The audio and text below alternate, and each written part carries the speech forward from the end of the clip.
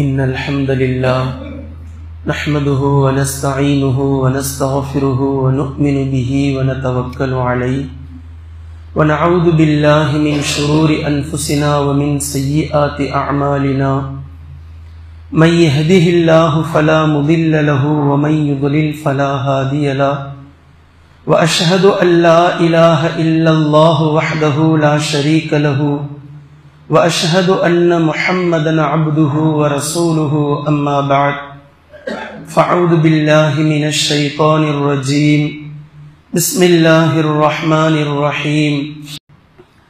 கண்ணியத்திற்குரிய அல்லாஹ்வின் அடியார்களே, அல்லாஹு ஜல்ல ஷானஹு வ தஆலா இந்த உலகம் உங்களுக்கு நிரந்தரமானது இல்லை, மறுமைதான் உங்களுடைய நிலையான உலகம், மறுமைதான் உங்களுடைய லட்சியமாக இருக்க வேண்டும், மறுமைதான் உங்களுடைய இலக்காகவும் குறிக்கோளாகவும் இருக்க வேண்டும் என்று குர்ஆன் ஷரீஃபிலே திரும்ப திரும்ப நமக்கு பாடம் புகட்டி கொண்டே இருக்கின்றான். அந்த அடிப்படையில் கடந்த ஜூலை 30 அதிகாலை செவ்வாய்க்கிழமை எழுந்து செய்தியை எடுத்து பார்க்கக்கூடிய நேரத்தில் அந்த செய்தியிலே நாம் வாசிக்கின்றோம், படிக்கின்றோம். தமிழகத்தினுடைய முதலமைச்சர் கேரள மாநிலத்திற்கு முதலமைச்சர் நிதியிலிருந்து 5 கோடி ரூபாயை ஒதுக்கி இருக்கிறார். அதே போன்று கேரளாவிற்கு ஏன் இவர் ஒதுக்க வேண்டும் என்று பார்த்தால் அங்கிருந்து வரக்கூடிய செய்தி, கேரள முதலமைச்சர் மத்திய அரசிடம் மிகப்பெரிய உதவியை நாடி இருக்கிறார், இராணுவ பலத்தை எதிர்பார்த்திருக்கிறார் என்ற செய்தியை படிக்கின்றோம். அதை தொடர்ந்து கேரளாவினுடைய தேசிய பேரிடர் அமைப்பெல்லாம் முண்டக்கை பக்கமாகவும் அதே போன்று சூரல்மலை, மேல்பாடி, வயநாடின் பக்கமாக சென்று தீவிரமாக தேடுதல் வேட்டையிலே ஈடுபட்டு கொண்டிருக்கிறார்கள் என்ற செய்தியை படிக்கின்றோம். செய்திக்கு ஒன்றுக்கு பின்னால் ஒன்று, ஒன்றுக்கு பின்னால் ஒன்று என்ன நடந்தது, என்ன நடந்திருக்கிறது என்பதை பார்ப்பதற்குள்ளாக 4 நாட்கள் முடிந்திருக்கிறது. இதுவரைக்கும் தொடர்ச்சியான செய்திகள் வந்து கொண்டே இருக்கிறது. அதிகாலை 2 மணி அளவில் முண்டக்கையிலும் சூரல்மலையிலும் மேல்பாடி வயநாட்டுக்குள்ளாக இருக்கக்கூடிய இந்த கிராமங்களில் காலை அதிகாலையில் 2 மணியிலிருந்து தொடர்ந்து 4 மணி வரைக்கும் மிகப்பெரிய லேண்ட் ஸ்லைடு என்று சொல்லக்கூடிய நிலச்சரிவு ஏற்பட்டிருக்கிறது. இந்த நிலச்சரிவினால் ஒரு கிராமமே காணவில்லை. இன்றைய தினத்தில், நேற்றைய தினம் முகமது ஆரிஃப், கேரளாவினுடைய ஆளுநர் முகமது ஆரிஃப் அவர் பேட்டி அளித்திருக்கிறார். 2 கிராமங்களை காணவில்லை, 2 கிராமமே இல்லை. அதை தொடர்ந்து அவர் பேசுகிறார், எந்த பகுதியில் இந்த நிலச்சரிவு படுபயங்கரமாக அபாயகரமாக ஏற்பட்டதோ அந்த பகுதிக்கு இப்போது வரை நம்முடைய ராணுவ வீரர்கள் செல்லவே இல்லை. இன்னும் 4 நாட்கள் முடிந்து விட்டது. அந்த பகுதிக்கு, எந்த பகுதியில் படுபயங்கரமாக நடந்து மக்கள் புதையுண்டு போயிருக்கிறார்களோ, எந்த பகுதியில் கிராமம் உள்வாங்கி இருக்கிறதோ அந்த பகுதிக்கு ராணுவ வீரர்களால் இன்னும் செல்லவே முடியவில்லை என்று சொல்லக்கூடிய அந்த இடத்தில் இந்த செய்திகளை எல்லாம் தொடர்ச்சியாக நாம் படித்துக் கொண்டே இருக்கிறோம். அப்படி என்னதான் நடந்தது, என்ன ஆகியிருக்கிறது? இன்னைக்கு காலை வரைக்கும் 318 நபர்கள் இறந்து விட்டார்கள் என்ற செய்தியை அதிகாரப்பூர்வமாக அறிவிக்கப்பட்டிருக்கிறது. 172 நபர்களுடைய சடலங்கள் கைப்பற்றப்பட்டிருக்கிறது. அதுவும் எப்படிப்பட்ட சடலம் என்றால், கை தனியாக, கால் தனியாக, ஒரு உடலை 2ஆக பிளந்தால் எப்படி இருக்குமோ இடுப்பு வரைக்கும் ஒரு உடல், இடுப்புக்கு கீழாக 2 தொடைகள் தனித்தனியாக கொண்டு வந்து சேர்த்து வைக்கிறார்கள். சில குழந்தைகள் இறந்து இருக்கிறார்கள். அந்த குழந்தைகள் யார் என்றே அடையாளப்படுத்த முடியாத அளவிற்கு சிதையுண்டு கிடக்கிறார்கள். அந்த குழந்தைகளுடைய ஜெண்டரை தீர்மானிக்க முடியல, இது ஆண் குழந்தையா பெண் குழந்தையா. பெற்றோர்கள் யார் என்று தெரியாமல் படித்து கொடுத்த ஆசிரியர்களை அழைத்து அடையாளம் காண சொல்கிறார்கள். ஆசிரியர்களுக்கு அடையாளம் தெரியவில்லை எந்த குழந்தை யார் என்று. இப்படிப்பட்ட அவலச் சூழலில் இந்த இடங்கள் எல்லாம் சந்தித்துக் கொண்டிருப்பதை நாம் பார்க்கிறோம். கண்ணியத்திற்குரிய அல்லாஹ்வின் அடியார்களே, இன்னும் சில செய்திகளை நாம் படிக்கின்றோம்.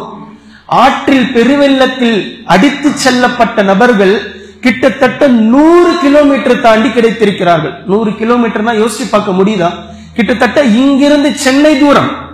இங்கு வாழக்கூடிய நபர் ஆற்றில் அடித்து செல்லப்பட்டு சென்னையில உடல் கிடைச்சிருக்கு அப்படின்னா எவ்வளவு வேகமாக அவர் அடித்து செல்லப்பட்டு இருப்பார், எவ்வளவு வேகமாக கடந்து சென்றிருக்கும் அந்த ஆறு. அந்த சென்ற வேகத்தில் அவருடைய உடல் எப்படி ஆகியிருக்கும்?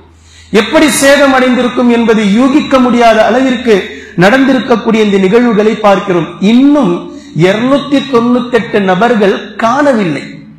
என்ன ஆனாங்க, இருந்தாங்க, ஆனா இப்போ வரைக்கும் தகவல் தெரியல.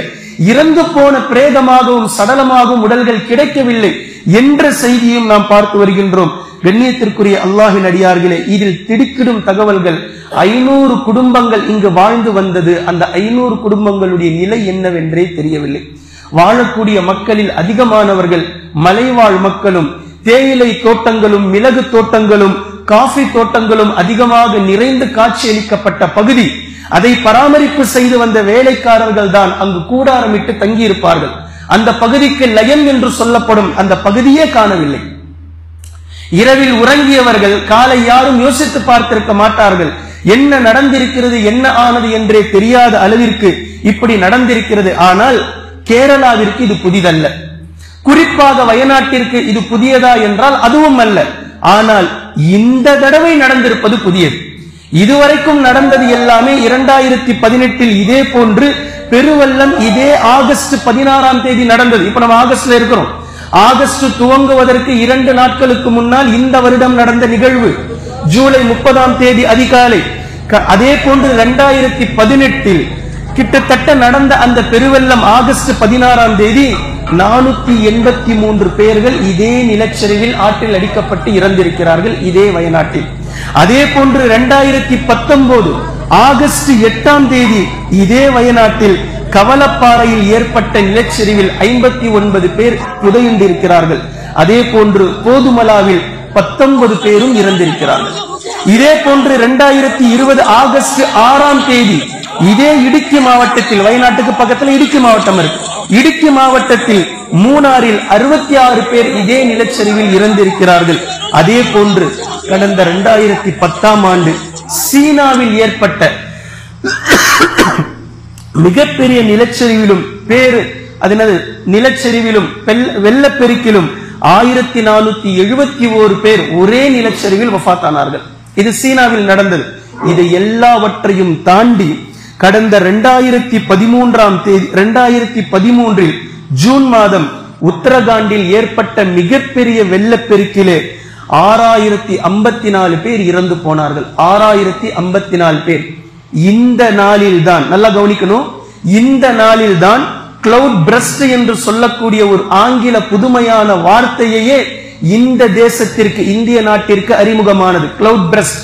கிளவுட் பிரஸ்ட் என்ற ஆங்கில சொல்லுக்கான தமிழினுடைய நேரடி பொருள் நீரிடி என்பது பொருள். நீரிடி அல்லது மேகம் பலூன் போன்று பெரியதாக நீரை கொண்டு ஊதி அது வெடித்து சிதறுவது, மழை பொழிவதல்ல.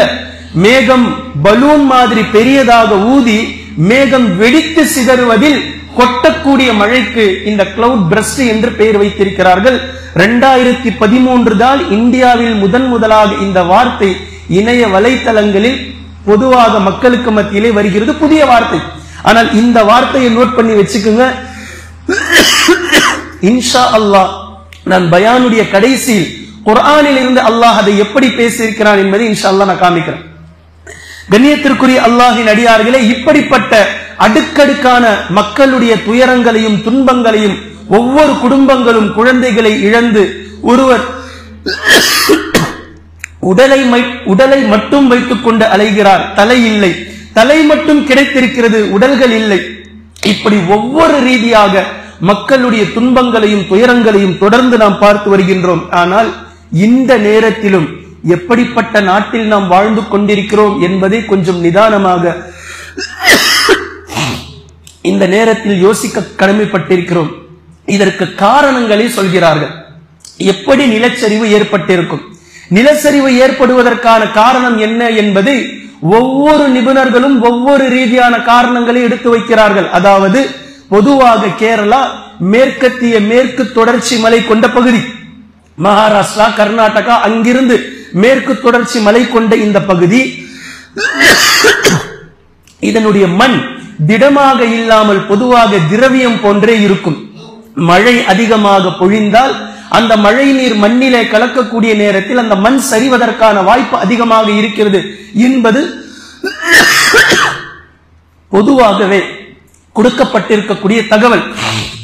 இது மட்டும் இல்லாமல் தமிழ்நாட்டை போன்று சமநிலை கொண்ட பகுதி அல்ல கேரளா. மேடாகவும் பள்ளமாகவும் மேடாகவும் இருக்கக்கூடிய ஒரு பகுதி. 2 மலைகளுக்கு நடுவில் வசிக்கக்கூடிய அந்த மக்கள் திடீரென்று நிலச்சரிவு ஏற்பட்டால் இந்த பக்கமோ அந்த பக்கமோ செல்ல முடியாத அளவிற்கு அதில் புதையுண்டு போவார்கள் என்பது இயற்கையாகவே எல்லோரும் தெரிந்து வைத்திருக்கக்கூடிய விஷயம். ஆனால் எங்கு செல்வார்கள் அந்த மக்கள்? நம் நாட்டினுடைய நிலை அப்படித்தானே இருக்கிறது. வீடு இல்லாமலா ஏரிக்கரையோரத்தில் மக்கள் சென்று வாழ்கிறார்கள்? நீங்கள் வீட்டை அவர்களுக்கு கொடுத்திருந்தால் அவர்கள் ஏன் ஏரிக்கரைக்கு செல்கிறார்கள்? வாழ்வதற்கு இடம் இல்லை. ஊர்ல வாழ்ற வரைக்கும், உயிர் இருக்கிற வரைக்கும் ஏதாவது ஒரு இடத்துல இருக்கணுமே, வேறு வழி இல்லை. வாடகை கொடுத்து வாழ்வதற்கெல்லாம் அவர்களிடத்தில் வசதி இல்லை. வேறு வழி இல்லாமல் எங்கு கேட்க மாட்டார்களோ அந்த பகுதியில் சென்று வசிக்கிறார்கள். இவர்களுக்காக நீங்கள் எந்த முன்னேற்பாடும் செய்யாமல் இவர்கள் அங்கு சென்று வசிப்பது தவறு என்று சொல்வதில் எந்த அர்த்தமும் கிடையாது. முதல் விஷயம். இரண்டாவது, யார் செய்யக்கூடிய தவறு என்று இந்த காரணங்களை தோண்டி ஆராயக்கூடிய நிபுணர்கள் இந்த பகுதி இப்படித்தான் என்று தெரிந்தும் அளவுக்கு அதிகமாக மலைகளை குடைந்து தேவையில்லாத மண் சரிவுகளை ஏற்படுத்தி ரெசார்ட்டுகளை கட்டியதுதான் இதற்கான காரணம். இந்த ரிசார்ட்டுகளை கட்டக்கூடிய நேரத்தில் இவ்வளவுதான் கட்ட வேண்டும், இப்படித்தான் கட்ட வேண்டும் என்று சட்டம் இருக்கிறது. ஆனால் சட்டத்திற்கு மேலாகத்தான் ஒவ்வொரு ரெசார்ட்டுகளும் கட்டப்பட்டிருக்கிறது. லஞ்சம், பணம் கொடுத்த அதிகாரிகளை விலைக்கு வாங்கி அதை அத்துமீறி கட்டியிருக்கிறார்கள் என்ற செய்திகளை நிபுணர்கள் தந்திருக்கிறார்கள். நமக்கு தெரியாது எவ்வளவு போட்டு கட்டலாம், எவ்வளவு கட்டக்கூடாது, நிபுணர்கள் சொல்லக்கூடிய ஆய்வு. இதே போன்று மரங்களை அங்கு கலைந்ததுதான் காரணம். ஒவ்வொரு மணலிலும் ஒரு மரம் இருக்கக்கூடிய நேரத்தில் அந்த இடத்தில் இருக்கக்கூடிய மணல் அது கடினமானதாக இருக்கும். எப்போது அங்கிருந்து ஒரு மரம் பிடுங்கப்படுகிறதோ அந்த இடத்தில் இருக்கக்கூடிய மணல் திடத்திலிருந்து திரவியத்திற்கு மாறிவிடும், அதாவது லேசான ஒரு நிலைக்கு மாறிவிடும். இப்படிப்பட்ட நிலையில்தான் மண் சரிவு ஏற்படுகின்றது. இன்னும் எக்ஸெட்ரா என்னென்னமோ காரணங்கள் இதற்கெல்லாம் சொல்லிக் கொண்டிருக்கிறார்கள். இது ஒரு பக்கம். இப்படி காரணங்கள் இதனால் நடந்திருக்கலாம், அதனால் நடந்திருக்கலாம், அணை கட்டியதால் நடந்திருக்கலாம், மக்கள் வேறு பகுதிக்கு சென்றிருக்க வேண்டும் என்றெல்லாம் சொல்லக்கூடிய நிபுணர்கள் இது ஒரு புறம். இன்னொரு புறம், எப்படிப்பட்ட நாட்டில் வாழ்கிறோம் என்று ஒரு கேள்வியை நான் கேட்டேன். பிணத்தின் மீது கூட அரசியல் செய்யக்கூடிய நாட்டில் நாம் வாழ்ந்து கொண்டிருக்கிறோம். அங்கிருந்து ஒருத்தர் பேசுறார், நாங்க ஏற்கனவே அலர்ட் பண்ணிட்டோம், இந்த அரசாங்கம் தான் சரியில்லை. இங்கிருந்து ஒருத்தர் பதில் சொல்றார், நீங்கள் இவ்வளவுதான் சொன்னீர்கள், ஆனால் இவ்வளவு மழை பொழிந்திருக்கிறது. டேய், செத்து போயிருக்கிறா மனுஷன். இந்த நேரத்தில் உங்களுடைய அரசியல் சண்டைகளை போட்டுக்கொண்டு மனிதர்கள் இறந்திருக்கிறார்கள், இன்னும் என்ன ஆனார்கள் என்று தெரியவில்லை. இவர்களை காப்பாற்றுவதற்கு வழி என்ன? மீட்டெடுத்த மக்களுக்கு உணவு என்ன? வீடுகளை புதைத்துவிட்டு வீடுகள் இல்லாமல் வசித்துக் கொண்டிருக்கிறார்கள், இவர்களுடைய நிலை என்ன என்று இவர்களுக்காக உதவிக்கரம் நீட்டுவதற்கு பதிலாக அரசியல் சண்டை போட்டுக்கொண்டு இருப்பவர்களும் இருக்கிறார்கள். இன்னும் சமூக வலைத்தளங்களுக்குள்ளாக நீங்கள் சென்று பார்த்தால் இந்த நேரத்திலும் மததுவேஷம் பேசக்கூடியவர்கள் இருக்கிறாங்க. நீங்க படிச்சீங்கன்னா தெரியும். இந்த சமூக வலைத்தளங்களுக்கு சென்று நீங்கள் இதற்கு பின்னால் இருக்கக்கூடிய சில விஷமிகள் எப்படி எழுதுகிறார்கள். நல்லது நடந்திருக்கிறது எழுதுறாங்க மனுஷன். நல்லது நடந்திருக்கிறது, மாட்டுக்கறி சாப்பிடுவது இனி குறைந்து விடும். ஏனென்றால் கேரளாவில் அதிகமாக மலைவாழ் மக்களும் முஸ்லிம்களும் பெரும்பான்மையான மக்களும் அங்கு மாட்டுக்கறி சாப்பிடுகிறார்கள். இது நடந்ததினால் மாட்டுக்கறி சாப்பிடுவது இனி குறைந்து விடும் என்று ஒருத்தர் எழுதி வச்சிருக்கிறான். இன்னும் சிலர், நீங்க சென்ட்ரல் கவர்மெண்ட்ல காசு கேட்காதீங்க. ஏன் கேட்கணும்? கேரளா தமிழ்நாடு தான் சென்ட்ரல் கவர்மெண்ட் எதிர்க்குது. டே, உங்ககிட்ட உதவி கேட்கல, நாங்க கொடுக்கிற டாக்ஸுக்கு உங்களுடைய கடமையை செய்யுங்கள். நீங்க செஞ்சுதான் ஆகணும். இந்தியாவிற்குள்ள இருக்கக்கூடிய மாநிலத்திற்கு நீங்கள் உங்களுடைய கடமையை செய்யுங்கள் என்று சொல்லிக் கொண்டிருக்க எவனோ ஒருத்தன் எழுதுறான், நீங்க தான் ஓட்டு போடுறது இல்ல, நீங்க தான் அதுக்கு மாநிலத்துக்கு நீங்க மத்திய அரசு நீங்க கண்டுக்கிறதே இல்ல, பின்பு ஏன் உதவியை கேட்கிறீர்கள்? ஒருத்தன் எழுதி இருக்கிறான், இந்த நிலச்சரிவு மலப்புரத்தில் நடந்திருக்க வேண்டும். ஏன்? முஸ்லிம்கள் அங்க அதிகமா வாழ்றாங்க. கேரளாவினுடைய மலப்புரத்தில் இந்த நிலச்சரிவு அங்கு நிகழ்ந்திருக்க வேண்டும் என்று சொல்லி எழுதி வச்சிருக்கிறாங்க.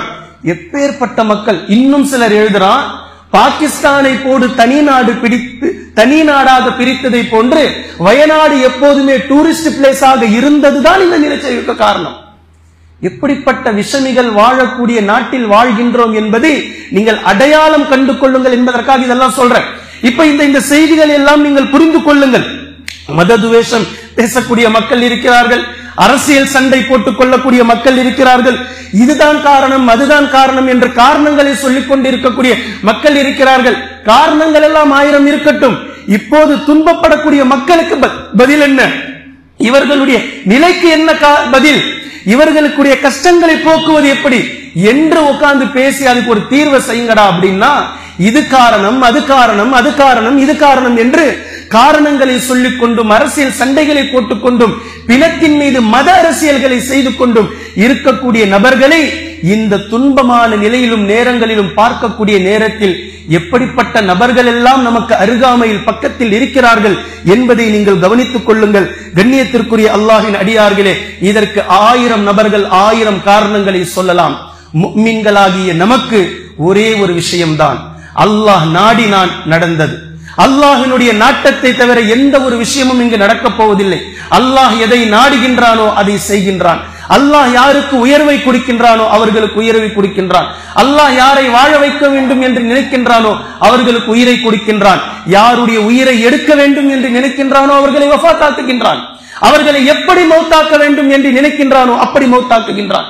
அவர்களை எப்படி உயிரெடுக்க வேண்டும் என்று வானவர்களுக்கு கட்டளையிடப்படுகின்றதோ மலக்குல் மௌத் அதன் அடிப்படையில் செய்கிறான். இதற்கு எங்களுக்கு ஒரே ஒரு ரீசன் தான், படைத்த ரப்புல் ஆலமீன் நாடினான், அதை செய்தான். ஆனால் இதற்கு பின்னால் இஸ்லாம் எங்களுக்கு சொல்லி இருக்கக்கூடிய மிக அழகான உபதேசங்கள் இருக்கின்றது. நான் திரும்ப திரும்ப சொல்லக்கூடிய ஆழமான ஒரு விஷயம் இருக்கின்றது. இது போன்ற நிகழ்வுகள் நடக்கும் போதெல்லாம், பெரும்பான்மையாக நடந்த இந்த நிகழ்வுகளுக்கு பின்னால் அந்த நேரத்தை தயவு செய்து நீங்கள் கணக்கெடுங்கள். அந்த நேரத்தை நீங்கள் கொஞ்சம் அளவாக நீங்கள் கணக்கெடுங்கள். ஏன் இப்போது நடந்த இந்த நிலச்சரிவுக்கும் இதற்கு முன்னால் ஏற்பட்டு இருக்கக்கூடிய உலகம் படைக்கப்பட்ட நாள் முதல் நடந்திருக்கக்கூடிய எல்லா அழிவுகளையும் அல்லாஹ் தஆலா குர்ஆனில் பேசுகின்றான். அந்த அழிவுகளை ஒவ்வொன்றாக எடுத்து பார்த்து படைத்த ரப்புல் ஆலமீன் சொல்லக்கூடிய வாக்கு, நீங்கள் பூமியை சுற்றி பாருங்கள், நீங்கள் சென்று பாருங்கள். அவர்கள் பார்க்கவில்லையா இவர்களுக்கு முன்னால் வாழ்ந்தவர்களை நாம் எப்படி அழித்தொழித்தோம்? ஒன்றுமே தடம் தெரியாமல் ஆக்கிவிட்டோம். ஆது சமூது கூட்டத்தார்கள் எப்படி வாழ்ந்தவர்கள்? ஆனால் இன்று ஆதி என்றால் சமூது என்றால் யாருக்காவது தெரியுமா? அஸ்ஹாபுல் ஹிஜ்ர் கோட்டைவாசிகள் என்றால் யாருக்காவது தெரியுமா? ஆனால் உங்களை விட பன்மடங்கு பணத்திலும், பன்மடங்கு செல்வத்திலும், பன்மடங்கு பதவியிலும், பன்மடங்கு பலத்தால் வாழ்ந்தவர்கள் அவர்கள். ஆனால் இன்று தடம் தெரியாமல் நாம் அழித்து ஒழித்து விட்டோம். இதெல்லாம் நீங்கள் காண வேண்டாமா? ஆனால் மனிதனுக்கு சுற்றி பார்ப்பது என்பது ஒரே ஒரு ரீசன் தான், அது சுற்றுலா தலம். அல்லாஹு தஆலா இதை பார்த்து எந்த படிப்பினை பெற வேண்டும் என்று சொன்னானோ அந்த படிப்பினையை விட்டு மக்கள் வேறு திசைக்கு திரும்பியதால் நடந்த விஷயங்கள் இவைகள் எல்லாம். அல்லாஹு தஆலா பூமியை சுற்றி பார்க்க சொன்னான். சுற்றி பார்த்து எடுக்க வேண்டிய படிப்பினை படைத்த ரப்புல் ஆலமீன் ஒருவன் இருக்கிறான். அல்லாஹ் ஒருவன் தான் இறைவன். அவனுக்கு நாம் அடிபணிந்த அடியார்களாக இருக்க வேண்டும், இம்மையிலும் மறுமையிலும் வெற்றி அடைய வேண்டும் என்ற படிப்பினை எடுக்க சொன்னால் இருக்கக்கூடிய கொஞ்ச நெஞ்ச ஈமானையும் இழப்பதற்காக இவன் சுற்றுலாக்கு செல்கின்றான். இங்கு தொழுதுகிட்டு சுற்றுலா போனா தொழுவது இல்ல. டே அங்க போய் பார்த்துட்டு வந்து உன்னுடைய தொழுகையை சரியாக கடைபிடிப்பதற்காக சுற்றுலாக்கு போக சொன்ன அல்லாஹ் தஆலா. ஆனா இங்கிருந்து தொழுகையை விடுவதற்காக இவர் சுற்றுலா செல்கிறார். இங்க ஃபஜ்ர் தொழுகைக்கு சரியாக எழுந்தவர் சுற்றுலாக்கு சென்றவர் ஃபஜ்ர் தொழுகை 8 மணிக்கு என்று தொழுகிறார். ஏன்னா ஜாலியாக இருப்பதற்காக அல்லாஹ் செல்ல சொல்லவில்லை, அதுக்காக போக சொல்லல. அங்கு சென்று அடர்ந்த காடுகளையும் மலைகளையும் பார்த்து இதை படைத்த ரப்புல் ஆலமீன் ஒருவன் இருக்கிறான், அல்லாஹ் தான் இதை படைத்தான், இதை என்னை வணங்க சொல்லி இருக்கின்றான், நான் அவனுக்கு அடிமையாக இருக்க என்னை அல்லாஹ் தஆலா பணித்திருக்கின்றான் என்ற நிலைக்கு மாறுவதற்காக இவ்வளவு அழகான பிரமிப்பான இடங்களை அல்லாஹ் தஆலா படைத்து வைத்து உங்களை படிப்பினை பெற சொன்னால், அந்த அழகான இடங்களையே அல்லாஹ்வை மறப்பதற்காக நீங்கள் ஆக்கிக் கொள்ளக்கூடிய நேரத்தில் அல்லாஹு தஆலா இதை எப்படி பார்ப்பான்? பின்ன அல்லாஹு தஆலா இதை எப்படி மாற்றி அமைப்பான்? நீங்கள் எதை அழகு, எழில்மிகு அழகு, கடவுளின் தேசம், அப்படி தேசம், மேற்கு தொடர்ச்சி மலை என்று என்னவெல்லாம் சொன்னீர்களோ, எத்தனை ஹனிமூன்களுடைய கனவுகள் உங்களுடைய வாயில் வந்திருக்கும். டூரிஸ்ட் பிளேஸ் என்றாலே இடுக்கிக்கு செல்லலாம், வயநாட்டிற்கு செல்லலாம் என்று எத்தனை எத்தனை நாட்கள் பேசி இருப்பீர்கள். இப்ப பேசுங்க, இப்ப ஹனிமூன் இடுக்கிக்கு போகலாமா இல்ல வயநாட்டிற்கு செல்லலாமா? யார் பேசுவார்? இப்போ டூரிஸ்ட் பிளேஸா வயநாட்டுக்கு போலாம் சொல்ல யார் பேசுவார்? இப்போ அடுத்த வருடத்திற்கு செல்லலாம் என்று செல்லும் போது கூட கடந்த வருடம் நடந்த நிலச்சரிவுகள் கண்டிப்பாக ஞாபகத்திற்கு வரும். எழில்மிகு அழல்மிகு வனப்பு பகுதி என்று சொல்லப்பட்டதெல்லாம் இன்று அடித்து செல்லப்பட்ட சுக்குநூறாகி கிடக்கின்றது. காட்டை போன்று பார்ப்பதற்கே முடியாத அளவிற்கு அந்த பகுதிகள் எல்லாம் திசை மாறி இருக்கின்றது. இப்போது டூரிஸ்ட் பிளேஸாக யாரேனும் அதை சிந்திப்பார்களா? யாரேனும் அதை யோசிப்பார்களா? கண்ணியத்திற்குரிய அல்லாஹ்வின் அடியார்களே, யோசித்து பார்க்க இந்த நேரத்தில் கடமைப்பட்டிருக்கிறோம். கடந்த காலங்களில் அல்லாஹு தஆலா அழித்த அந்த குரூப்ஸை பற்றி அல்லாஹு தஆலா பேசுகின்றான். பேசக்கூடிய நேரத்தில் இவர்களை நாம் அழித்தோம், இவர்களை நாம் அழித்தோம், இவர்களை நாம் பிடித்தோம் என்று மாத்திரம் பேசல. அதுதான் இப்ப நான் சொல்ல வரேன். வெறுமனே இவர்களை அழித்தோம், இவர்களை அழித்தோம் சொல்லி எல்லாம் பேசியிருந்தா அழிக்கப்பட்டது மட்டும் படிப்பினை. அழிக்கப்பட்ட நேரத்தோடு அல்லாஹ் பேசுகின்றான். எந்த நேரத்தில் நாம் அழித்தோம் என்பதை அல்லாஹு தஆலா அழுத்தம் திருத்தமாக ஆழமாக அதிலிருந்தே படிப்பினை சொல்ல வருகின்றான். அந்த நேரத்தை குறிக்கின்றான் அல்லாஹு தஆலா. ஒவ்வொரு நபர்களும் யாரெல்லாம் ஃபஜ்ரை விட்டு விட்டு உறங்கிக் கொண்டு இருக்கிறார்களோ அத்தனை நபர்களுக்கும் இந்த வசனங்கள் படிப்பினை, இந்த வசனங்கள் சமர்ப்பணம். கண்ணியத்திற்குரிய அல்லாஹ்வின் அடியார்களே, ஃபஅഖதத்ஹுமுர் ரஜ்ஃபது ஃபஅஸ்பஹு சுபஹ் தொழுகை என்ற வார்த்தையை நம்ம கேள்விப்படுறோம். ஃபஅஸ்பஹு ஃபீ தாரிஹிம் ஜாசிமீன், திடீரென்று ஒரு பேரிடி அவர்களை பிடித்தது. அதிகாலையில் அவர்கள் ஒன்றுமில்லாமல் ஆகிவிட்டார்கள். ஃபஅஸ்பஹு சுபஹுடைய நேரம். வஅഖதல்லதீன ظلموا الصيحة فأصبحوا في ديارهم جاثمين, திடீரென்று ஒரு பேரிடி சப்தம் அவர்களை கவ்வியது. அவர்கள் அதிகாலையில் ஒன்றுமில்லாமல் மாறிவிட்டார்கள். அதிகாலை என்று எத்தனை அதிகாலை அல்லாஹ் தஆலா பேசுகின்றான் என்பதை பாருங்கள். இன்னஹு முஸீபுஹா மா அஸாபஹும் இன்ன மவ்இதஹுமுஸ் சுப்ஹ், அவர்களுக்கு வாக்களிக்கப்பட்ட நேரமே அதிகாலை. எதற்கு வாக்களிக்கப்பட்ட நேரம்? அவர்களை அழிப்பதற்காக அல்லாஹ் தஆலா வாக்களிக்கப்பட்ட நேரம். இன்ன மவ்இதஹுமுஸ் சுப்ஹ் அலைஸ சுப்ஹு பிகரீப், இரவிலே அல்லாஹ் தஆலா பேசுகின்றான். சுபஹுக்கு இன்னும் கொஞ்சம் நேரம் தானே இருக்கிறது, ஃபஜ்ருக்குள்ள முடிச்சிருவோம். அதிகாலைக்குள்ளாக இந்த ஊரையை நாம் புரட்டி போட்டு விடுவோம், மேட்டரை முடிச்சிருவோம் மொத்தமாக. அலைஸ சுப்ஹு பிகரீப் அன்னதாபிர ஹாஉலாஇ மக்தூஉம் முஸ்பிஹீன், அதிகாலையில் இவர்கள் என்ன ஆனார்கள் என்று பார்த்தால் உடல்கள் துண்டிக்கப்பட்டு முகம் குப்புற கிடந்தார்கள். அன்னதாபிர ஹாஉலாஇ மக்தூஉம் முஸ்பிஹீன், துண்டிக்கப்பட்டவர்களாக அதிகாலையில் கிடந்தார்கள். ஃபஅഖதத்ஹுமுஸ் ஸைஹத்து முஸ்பிஹீன், அதிகாலையில் அவர்களை ஒரு பேரிடி பிடித்துக் கொண்டது. ஃபஅஸ்பஹத் கஸ்ஸரீம், அதிகாலையில் இவர்களுடைய தோட்டங்கள் சாம்பல்களாக மாறிவிட்டது. சூரத்துல் கலம்ல அல்லாஹு தஆலா மிக அழகான ஒரு செய்தியை பேசுறான். ஒரு நல்ல மனிதர் இருந்தார். அவரிடத்தில் அல்லாஹு தஆலா தோட்டம் துறவுகளை வயல்வெளிகளை கொடுத்திருந்தான். அவர் எல்லா மக்களுக்கும் சதகா செய்து கொண்டு ஜகாத்தை சரியாக கொடுத்து கொண்டு அறுவடை செய்யும் போதெல்லாம் சூழக்கூடிய ஏழைகளுக்கு வாரி வாரி வழங்கிக் கொண்டு இருந்தார். இவர் இறந்து போனதற்கு பின்னால் அவர்களுக்கு சில மகன்கள் இருந்தார்கள். இந்த மகன்கள் பேசிக் கொண்டார்கள், விவரம் தெரியாத மனுஷன் நம்ம அப்ப எப்ப பாரு எல்லாருக்கும் வாரி வாரி கொடுத்துக்கிட்டு. எல்லாரும் சூரத்துல் கலம் எடுத்து படிங்க. நூன் வல் கலமி வமா யஸ்துரூன் என்று அல்லாஹ் தஆலா பேசக்கூடிய இந்த சூறாவில் இவர்களை பற்றி முழுமையாக அல்லாஹ் தஆலா பேசுறான். என்ன அப்ப நம்ம அப்ப எப்ப பார் அடுத்தவர்களுக்கு கொடுத்துக்கிட்டு அடுத்தவர்களுக்கு செஞ்சுக்கிட்டு வாரி வாரி வழங்கிட்டு இத்தனை ஆண் வாரிசுகள் இருக்கிறோமே, நமக்கு அப்ப என்னதான் இவர் விட்டு வைப்பாரு. நல்ல வேளை அவர் இறந்து போயிட்டார், இதுக்கப்புறம் நம்ம யாருக்கும் கொடுக்க கூடாது. இவர்கள் நினைத்து கொண்டார்கள் பகலில் அறுவடை செய்தாதானே மக்கள் வருவார்கள். மக்கள் வந்து கேட்பாங்க, யாசகம் கேட்பாங்க, ஏழை எளியவர்கள் வருவாங்க, அவர்களுக்கு கொடுக்க நேரிடும். இரவோடு இரவாக நாம் செஞ்சிட்டோம் அப்படின்னா, இரவோடு இரவாக யாருக்கும் தெரியாம அறுவடை செஞ்சிட்டோம் அப்படின்னா, ஒருவர் மாறி ஒருவர் அதிகாலையில் எழுந்து 3 மணிக்கு எஞ்சி கிளம்பி போனாங்க. அறுவடை செஞ்சுக்கலாம் நைட்டோட நைட்டா, காலைல விடிஞ்சாதானே எல்லாருக்கும் தெரியும். நைட்டே மொட்டை அடிச்சிடலாம் நம்மளுடைய விஷயத்தெல்லாம், நம்மளுடைய தோட்டம் துறவுகளை கிளீனா நம்ம அறுவடை செஞ்சு முடிச்சிடலாம், மகசூல் பாத்திரலாம் என்று சொல்லி அதிகாலையில் கிளம்பி சென்றார்கள் இந்த மகன்கள். போய் பார்த்தா அல்லாஹு தஆலா இவர்கள் செல்வதற்கு முன்னாலேயே அல்லாஹ் இவர்களுடைய தோட்டத்தையே மொட்டை அடிச்சிட்டான். ஃபஅஸ்பஹத் கஸ்ஸரீம், அதிகாலையில் இவர்கள் சென்று பார்த்தார்கள், இவர்களுடைய தோட்டம் எரிந்து சாம்பலாக்கப்பட்ட நிலையில் இருந்தது. எதை வச்சுக்கலாம் சொல்லி இவர்கள் நினைத்தார்களோ, எதை அடுத்தவர்களுக்கு கொடுக்க கூடாது என்று நினைத்தார்களோ, அதிகாலையில் இவர்களுக்கே அது இல்லாமல் அல்லாஹு தஆலா மாற்றி அமைத்து விட்டான். இன்னும் ஏராளமான வசனங்கள் அல்லாஹு தஆலா இந்த காலை நேரத்தை பற்றி திரும்ப திரும்ப திரும்ப பேசி காட்டுகின்றான். கண்ணியத்திற்குரிய அல்லாஹ்வின் அடியார்களே, ஃபஜ்ருடைய நேரத்தை கொஞ்சம் நினைத்து பாருங்கள். ஃபஜ்ருடைய நேரம் நாம் உறங்குவதற்கான நேரம் அல்ல. திரும்ப திரும்ப நான் சொல்றேன், ஃபஜ்ருடைய நேரத்தில் உறங்குவது ஹராம். அது எழுந்திருக்க வேண்டிய நேரம், அது அல்லாஹுக்கான நேரம். அந்த நேரம் நமக்கானதல்ல. எந்த நேரங்கள் எல்லாம் அல்லாஹு தஆலா தொழுகைக்காக ஆக்கி வைத்திருக்கின்றானோ அந்த நேரம் நமக்கானதல்ல. திரும்பவும் சொல்றேன், எந்த நேரத்தில் அல்லாஹு தஆலா தொழுகைக்கான நேரமாக மாற்றி அமைத்து விட்டானோ, ஃபஜ்ருடைய நேரம், லுஹருடைய நேரம், அஸருடைய நேரம், மக்ரிப் இஷாவுடைய நேரம், இந்த நேரத்தில் நீங்கள் அல்லாஹ்வை நினைப்பதை விட்டுவிட்டு வேறு வேலையில் ஈடுபட்டால் இது ஹராம். இது இல்லை, இது மார்க்கத்தில் இல்லை. இந்த நேரம் நீங்கள் அல்லாஹுக்காக கொடுக்க வேண்டியது, அந்த நேரம் உங்களுடையதல்ல. உங்களுக்காக நீங்கள் எடுத்துக்கொள்ள வேண்டிய நேரம் அது வேற நேரம். அல்லாஹுக்காக நீங்கள் ஒதுக்க வேண்டிய நேரம் கண்டிப்பாக ஒதுக்கியாக வேண்டும். அஸ்ஸலாத்து கைரும் மினன் நௌம் என்று அல்லாஹ்வின் தூதர் ஸல்லல்லாஹு அலைஹி வஸல்லம் அவர்கள் நமக்கு சொல்லிக் கொடுத்தார்கள்.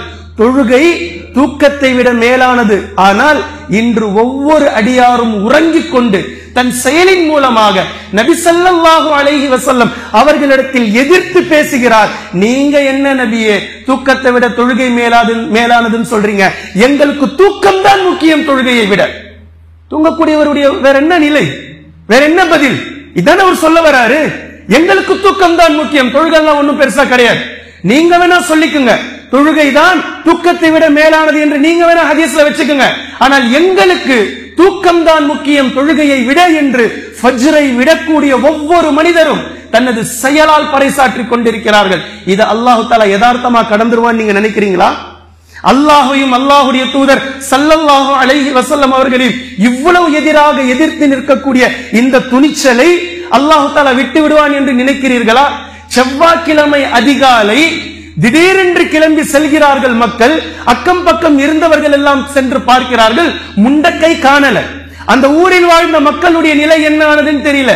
மேல்பாடி மக்களை காணல, சூரல்மலை மக்களை காணல. இது எப்ப காணல? செவ்வாய்க்கிழமை அதிகாலையில் சென்று பார்க்கிறார்கள், காணவில்லை. செவ்வாய்க்கிழமை அதிகாலையில் சென்று அந்த மக்களை பார்த்தாவது கொஞ்சம் புத்தி வரணுமா இல்லையா? என்ன புத்தி வரணும்?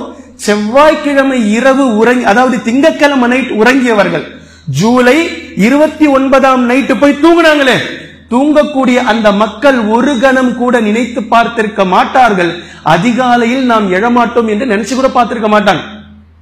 நாம் எந்திரிக்க மாட்டோம் சொல்லி கனவுல கூட கண்டிருக்க மாட்டாங்க. ஆனால் அவர்களுக்கு தெரியாது இதுதான் அவர்களுடைய கடைசி நாள் என்று. இந்த உறக்கம் தான் அவர்களுடைய கடைசி உறக்கம் என்று அவர்களுக்கு தெரியாது. இன்று உறங்குவதுதான் கடைசி உறக்கம் என்று அவர்களுக்கு தெரியாமல் உறங்கினார்கள். அதிகாலையில் வந்த மக்கள் அதை பார்த்தார்கள். பார்த்ததற்கு பின்னால் நாம் காலையில் எழுந்து வருவதற்கு முன்னால் நேற்று உறங்கிய இந்த மக்கள் இன்று பிணமாக புதைந்து கிடக்கிறார்களே என்று நினைத்தாவது 31ஆம் நாள் புதன்கிழமை இவர்கள் ஃபஜ்ருக்கு எந்திரிச்சிருக்குமா, எந்திரிச்சிருக்க கூடாதா? 30ஆம் தேதி செவ்வாய்க்கிழமை காலையில எந்திரிச்சு அல்லாஹ் தஆலா சிலரை உயிர் வாங்கி விட்டான், சிலருக்கு உயிரை கொடுத்திருக்கிறோம். இதான படிப்பின. 30ஆம் தேதி இரவு அதாவது 29ஆம் தேதி இரவு உறங்கியவர்கள் 30ஆம் தேதி அதிகாலை எழவில்லை.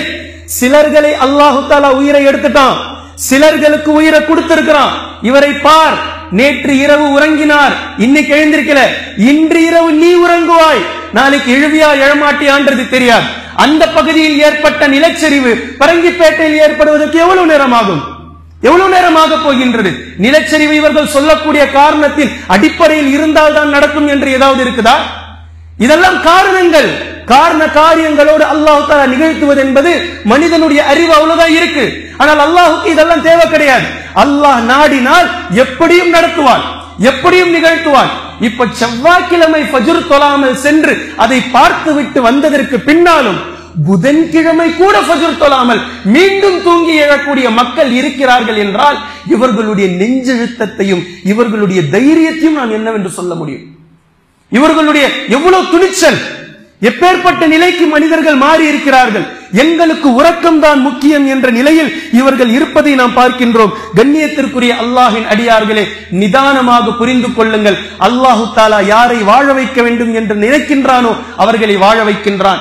யாரை உயிர் எடுக்க வேண்டும் என்று நினைக்கின்றானோ அவர்களை உயிரை எடுக்கின்றான். கிளவுட் பிரஸ்ட் என்ற இந்த வார்த்தையை நோட் பண்ணிக்க சொல்லி நான் சொல்லியிருந்தேன். இந்த வார்த்தை 2013 தான் முதலாக மக்களுக்கு அறியப்படுகின்றது. நீரிடி, மேக வெடிப்பு, மேகம் வெடித்து சிதறி நீர் பொத்துவது என்பதெல்லாம் இதற்கு பொருள் கொடுக்கின்றார்கள். இதை 1400 ஆண்டுகளுக்கு முன்னதாக அல்லாஹு தஆலா மிக தெளிவாக குர்ஆனில் பேசுகின்றான். நூஹ் அலைஹிஸ்ஸலாம் அவர்களுடைய சமூகத்தை நாம் அழித்தோம். நூஹ் அலைஹிஸ்ஸலாம் அவர்கள் கடைசியாக அல்லாஹ்விடத்தில் துஆ கேட்டார்கள். ரப்பி அன்னி மக்லூபுன் ஃபன்தஸிர், யா அல்லாஹ், உன்னிடத்தில் நான் தோற்று போனவனாக நிற்கிறேன். 950 ஆண்டு காலம் தஅவா பணி செய்து சொற்ப நபர்களை தவிர இஸ்லாத்திற்கு வரவில்லை. உன்னை ஏற்க மறுக்கிறார்கள், என்னை பின்பற்ற மறுக்கிறார்கள். இப்ப அல்லாஹ் தஆலா முடிவு செய்தார், இனி இவர்கள் எப்போது என்னுடைய அடியார்களுடைய பட்டியலில் வரலையோ இவர்கள் வாழ்வதில் அர்த்தமில்லை, இவர்களை அழித்து ஒழிக்க வேண்டும் என்ற அல்லாஹ் தஆலாவினுடைய முடிவு நூஹ் அலைஹிஸ்ஸலாம் அவர்களுக்கு சொல்லப்பட்டது. நீங்க கப்பல் கட்டிட்டு கிளம்புங்க, மீதி உள்ள மக்களை நான் பாத்துக்கிறேன். இப்ப அல்லாஹ் தஆலா அந்த அழித்ததை பேசுறான். குர்ஆன்ல பேசக்கூடிய இந்த வார்த்தையை கவனியுங்கள். ஃபஃபதஹ்னா அப்வாபஸ் ஸமாஇ பிமாஇன் முன்ஹமிர். குர்ஆன்ல எல்லா இடங்களிலும் மழை பொழிவதை பற்றி குர்ஆன் பேசும். ஆனால் இந்த இடத்தில் அல்லாஹ் தஆலா பேசுறான் ஃபஃபதஹ்னா அப்வாபஸ் ஸமா, வானத்தினுடைய கதவுகள் எல்லாவற்றையும் நாம் திறந்துட்டோம். நீங்க இந்த கிளவுட் பர்ஸ்டோட நீங்க பேசி பார்க்கலாம். ஃபஃபதஹ்னா அப்வாபஸ் ஸமா, வானத்தினுடைய ஒட்டுமொத்த கதவுகளையும் நாம் அன்றைய தினத்தில் திறந்து விட்டோம். ஏன்? என்னைக்கும் பெய்யாத அளவிற்கான மழை இவர்களின் மீது கொட்டோ கொட்டோ என்று கொட்டப் போகின்றது.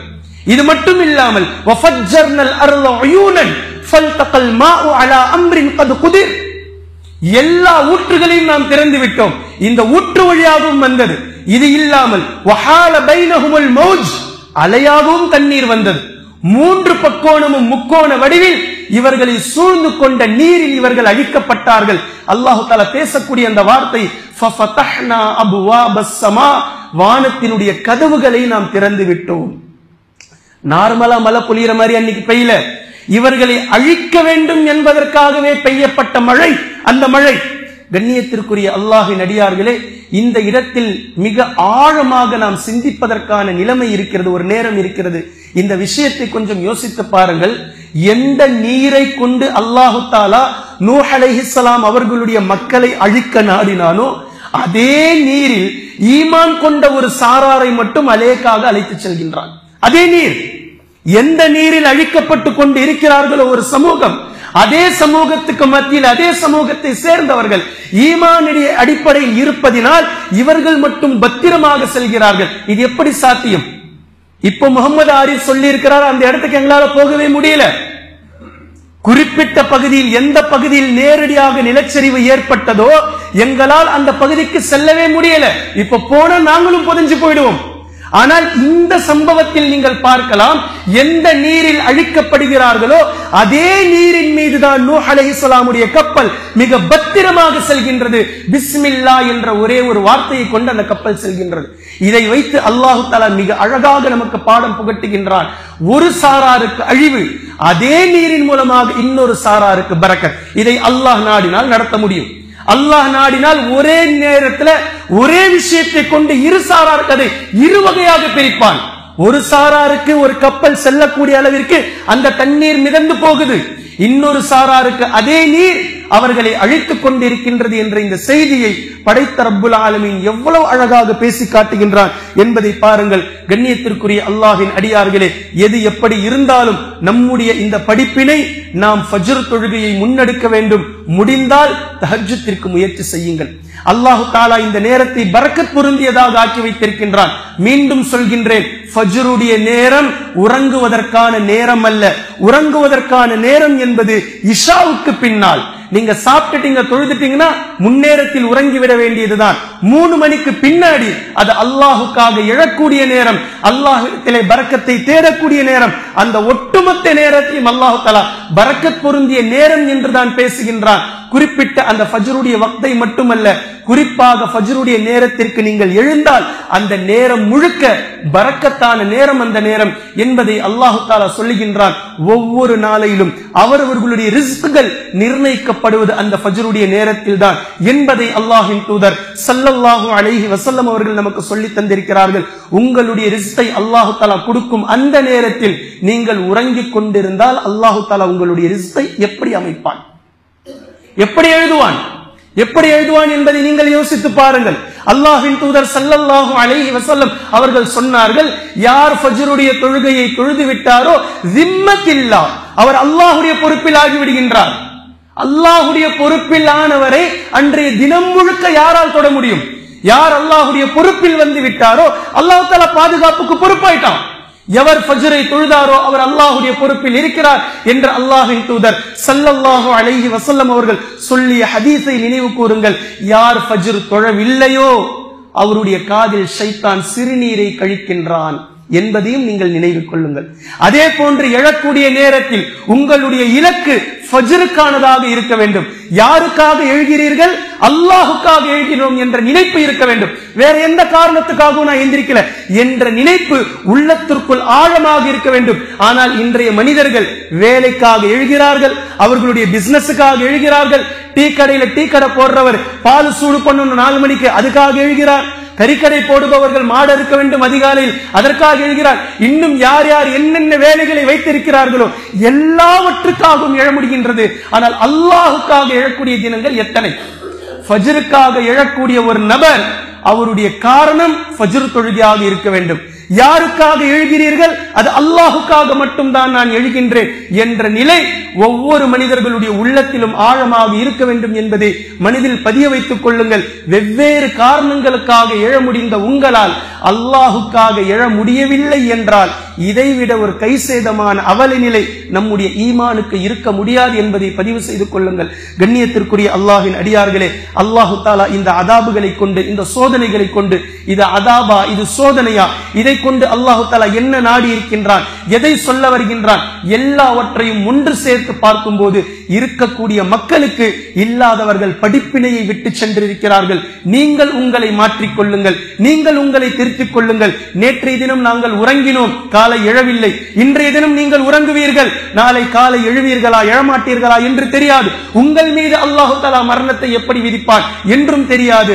ஒவ்வொரு நபர்களுடைய மௌத் நல்ல நிலைமையில் கலிமாவோடு இருக்க வேண்டும். அல்லாஹ்வை நினைத்த நிலையில் மௌத் இருக்க வேண்டும். அல்லாஹ்வை அழைத்த நிலையில், அல்லாஹ்விடத்திலே துஆ செய்த நிலையில் மௌத் இருக்க வேண்டும் என்பதை அதிகமாக பிரார்த்தனை செய்யுங்கள். திடீரென்று அறியாமல் ஆகக்கூடிய மௌத்தை விட்டு நபி ஸல்லல்லாஹு அலைஹி வஸல்லம் அவர்கள் பாதுகாவல் தேடி இருக்கிறார்கள். கண்ணியத்திற்குரிய அல்லாஹ்வின் அடியார்களே, எது எப்படி இருந்தாலும் இறந்தவர்கள் மனிதர்கள், அவர்கள் அதே போன்று பாதிக்கப்பட்டிருப்பவர்கள் பலர் இருக்கிறார்கள். உங்களால் முடிந்ததை அவர்களுக்காக துஆ செய்யுங்கள். அளவுக்கு அதிகமாக துஆ செய்யுங்கள், அளவுக்கு அதிகமாக அவர்களுக்காக துஆ செய்யுங்கள். அதே போன்று முடிந்தால் உங்களுடைய உதவிகளை அவர்களுக்காக செய்யுங்கள். அவர்கள் பாதிக்கப்பட்டிருக்கிறார்கள். ஒரே இரவில் ஒட்டுமொத்தத்தையும் இழந்தவர்களுடைய அந்த மன உருத்தம் நம்மால் பேச முடியாது, அதை சொல்லி மாளாது. அவர்களுடைய கவலை எப்படி இருக்கும்? நேற்று வரை வீடோடு இருந்தவர்கள் இன்று வீடு புதைந்து விட்டது. நேற்று வரை பணம் காசோடு இருந்தவர்கள் இன்று துணிமணிகள் அடித்து செல்லப்பட்டு விட்டது, வீடே அடித்து செல்லப்பட்டு விட்டது என்ற நிலையினுடைய அந்த வருத்தத்தை எல்லாம் பேசி எல்லாம் முடிக்க முடியாது. எனவே நம்மால் முடிந்தது அவர்களுக்கு நீங்கள் உதவி கரத்தை நீட்டுங்கள். அல்லாஹு தஆலா எந்த படிப்பினைக்காக இதை நிகழ்த்தினானோ அந்த படிப்பினையை மிக அழகாக பாடம் படித்தவர்களாக இந்த நிமிடத்திலிருந்து அல்லாஹும் அல்லாஹுடைய ரசூல் ஸல்லல்லாஹு அலைஹி வஸல்லம் அவர்களும் எந்த நிலையில் மாற வேண்டும் என்று நமக்கு சொல்லித் தந்திருக்கிறார்களோ அதன் அடிப்படையில் மாறி இம்மையிலும் மறுமையிலும் வெற்றி அடையக்கூடிய நன்மக்களாக அல்லாஹு தஆலா நம்மை ஆக்கி அருள் புரிவானாக.